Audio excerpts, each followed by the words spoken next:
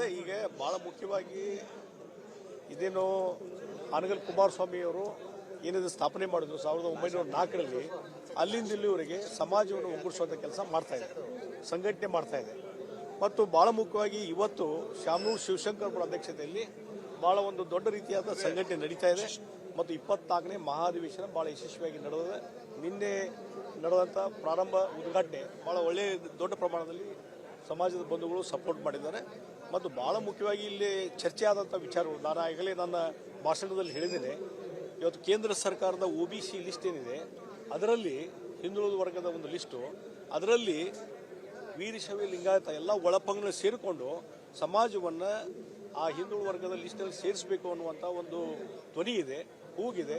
ಅದಕ್ಕಾಗಿ ಹೋರಾಟ ಮಾಡಬೇಕು. ಅದಕ್ಕಾಗಿ ಸಮಾಜ ಮತ್ತು ಮಹಾಸಭಾದ ಮುಖಾಂತರ ರಾಜ್ಯ ಸರ್ಕಾರಕ್ಕೂ ಒತ್ತಾಯ ಮಾಡಿ ಇಲ್ಲಿಂದ ಪ್ರಪೋಸಲ್ ಹೋದರೆ ಕೇಂದ್ರ ಸರ್ಕಾರ ಅದನ್ನು ಕನ್ಸಿಡರ್ ಮಾಡಬೇಕು ಅನ್ನುವಂಥದ್ದು ನಾನು ಹೇಳ್ತಾ ಇದ್ದೇನೆ. ಯಾಕಂದರೆ ತೆಲಂಗಾಣದಲ್ಲಿ ಈಗಾಗಲೇ ವೀರಶೈವ ಮಹಾಸಭಾ ಲಿಂಗಾಯತ ಸಮುದಾಯ ಏನಿದೆ ಅದನ್ನು ಕೇಂದ್ರದ OBCಯಲ್ಲಿ ಸೇರಿಸಬೇಕಂತೇಳಿ ಅಲ್ಲಿಯ ಸರ್ಕಾರ ಈಗಾಗಲೇ ರೆಸೊಲ್ಯೂಷನ್ ಪಾಸ್ ಮಾಡಿ ಕೇಂದ್ರ ಸರ್ಕಾರಕ್ಕೆ ಕಳಿಸಿದೆ. ಅದೇ ರೀತಿ ನಮ್ಮ ಸರ್ಕಾರವು ಕೇಂದ್ರಕ್ಕೆ ಕಳಿಸಿದರೆ ಅಲ್ಲಿ ಒಂದು ಹೆಚ್ಚಿನ ರೀತಿಯಾದಂಥ ಪ್ರಯತ್ನ ಹೋರಾಟ ಮಾಡಲಿಕ್ಕೆ ಸಾಧ್ಯತೆ ಅದು ಆಗಬೇಕು ಅನ್ನುವಂಥ ಒತ್ತಾಯ. ಮತ್ತು ಜಾತಿ ಗಣತಿ ನೋಡಿ ಅದು ವೈಜ್ಞಾನಿಕವಾಗಿ ಆಗಬೇಕು ಅನ್ನುವಂಥದ್ದು ಎಲ್ಲರ ಕೂಗಿ. ಜಾತಿ ಗಣತಿ ಆಗಬಾರ್ದು ಅಂತ ಏನೂ ಇಲ್ಲ, ಆಗಬೇಕು. ಯಾವ್ಯಾವ ಜಾತಿ, ಯಾವ ಧರ್ಮ, ಎಷ್ಟಿದಾವೆ, ಎಷ್ಟು ಜನಸಂಖ್ಯೆ ಇದೆ ಅನ್ನುವಂಥದ್ದು. ಯಾಕಂದ್ರೆ ಪ್ರತಿಯೊಬ್ಬರು ನಮ್ಮ ಸಮಾಜ ಅಷ್ಟು ಸಂಖ್ಯೆ ಇದೆ, ನಮ್ಮ ಸಮಾಜ ಇಷ್ಟು ಸಂಖ್ಯೆ ಇದೆ ಅಂತ ನಾವೆಲ್ಲ ಹೇಳೋದಾಗ್ತದೆ. ಆದರೆ ನಿಜವಾಗಿ ಯಾವ್ಯಾವ ಸಮಾಜ ಎಷ್ಟಿದೆ ಅನ್ನುವಂಥ ತಿಳುವಳಿಕೆ ಆಗಬೇಕಾದ್ರೆ ಒಂದು ವೈಜ್ಞಾನಿಕ ಸಮೀಕ್ಷೆ ಆಗುವಂಥದ್ದು ಭಾಳ ಅವಶ್ಯಕತೆ ಇದೆ. ಅದಕ್ಕಾಗಿಯೂ ಸಹಿತ ನಾವು ಒತ್ತಾಯ ಮಾಡಿದ್ದೇವೆ. ಅಲ್ಲ, ಈಗ ನೋಡಿ ಅವರು CM ಅವರು ಸಹಜವಾಗಿ ಹೇಳಿದಂಥದ್ದು ಮತ್ತು ಅದನ್ನು ಈಗಾಗಲೇ ಸ್ಪಷ್ಟೀಕರಣ ಮಾಡಿದ್ದಾರೆ. ಅದರ ಬಗ್ಗೆ ಸರ್ಕಾರ ಮಟ್ಟದಲ್ಲಿ ನಾನು ಚರ್ಚೆ ಮಾಡ್ಕೊಂಡು ನಿರ್ಧಾರ ಮಾಡ್ತೀನಿ. ಇನ್ನೂ ಯಾವುದೇ ನಿರ್ಧಾರ ಮಾಡಿಲ್ಲ ಅಂತ ಸ್ಪಷ್ಟವಾಗಿ ಸ್ಪಷ್ಟೀಕರಣ ಕೊಟ್ಟ ಮೇಲೆ ಮತ್ತೆ ಅದನ್ನು ಚರ್ಚೆ ಮಾಡುವಂಥ ಅವಶ್ಯಕತೆ ಇಲ್ಲ. ಅಲ್ಲ, ಮತ್ತು ನಾ ಯಾವ ಸ್ಪರ್ಧೆ ಮಾಡಿಲ್ಲ ಲೋಕಸಭೆಗೆ. ನಾ ಮೊನ್ನೆ ಹೇಳಿದಿಲ್ಲ, ಮುಖ್ಯಮಂತ್ರಿಗಳು ಮನೆಗೆ ಬಂದಾಗ ಅವತ್ತು ಹೇಳಿದೆ ನಾನು ಆಸ್ಪರೆಂಟ್ ಅಲ್ಲ ಅಂತ ಸ್ಪಷ್ಟವಾಗಿ ಹೇಳಿದ್ದಲ್ಲ, ಹೇಳ್ಬಿಟ್ಟಿಲ್ಲ. ಸಿದ್ದರಾಮಯ್ಯ ಸಮರ್ಥನೆ ಮಾಡ್ತೀರಾ ಸರ್? ಅಲ್ಲಿ ಅವರಿಗೆ ಸ್ಪಷ್ಟೀಕರಣ ಅವರ ಕೊಟ್ಬಿಟ್ರೆ ಮತ್ತೆ ಸಮರ್ಥನೆ ಇಲ್ಲದೆ ಇರುವಂತ ಪ್ರಶ್ನೆನೇ ಇಲ್ಲ. ಅದೇ ಈಗ ಬಹಳ ಮುಖ್ಯವಾಗಿ ಇದೇನು ಆನಗಲ್ ಕುಮಾರಸ್ವಾಮಿ ಅವರು ಏನಿದೆ ಸ್ಥಾಪನೆ ಮಾಡಿದ್ರು 1904ರಲ್ಲಿ ಅಲ್ಲಿಂದ ಇಲ್ಲಿವರೆಗೆ ಸಮಾಜವನ್ನು ಒಗ್ಗೂಡಿಸುವಂಥ ಕೆಲಸ ಮಾಡ್ತಾ ಇದೆ, ಸಂಘಟನೆ ಮಾಡ್ತಾ ಇದೆ. ಮತ್ತು ಬಹಳ ಮುಖ್ಯವಾಗಿ ಇವತ್ತು ಶಾಮನೂರು ಶಿವಶಂಕರ್ ಅವರ ಅಧ್ಯಕ್ಷತೆಯಲ್ಲಿ ಬಹಳ ಒಂದು ದೊಡ್ಡ ರೀತಿಯಾದ ಸಂಘಟನೆ ನಡೀತಾ ಇದೆ ಮತ್ತು 24ನೇ ಮಹಾಧಿವೇಶನ ಬಹಳ ಯಶಸ್ವಿಯಾಗಿ ನಡೆದಿದೆ. ನಿನ್ನೆ ನಡೆದಂಥ ಪ್ರಾರಂಭ ಉದ್ಘಾಟನೆ ಬಹಳ ಒಳ್ಳೆಯ ದೊಡ್ಡ ಪ್ರಮಾಣದಲ್ಲಿ ಸಮಾಜದ ಬಂಧುಗಳು ಸಪೋರ್ಟ್ ಮಾಡಿದ್ದಾರೆ.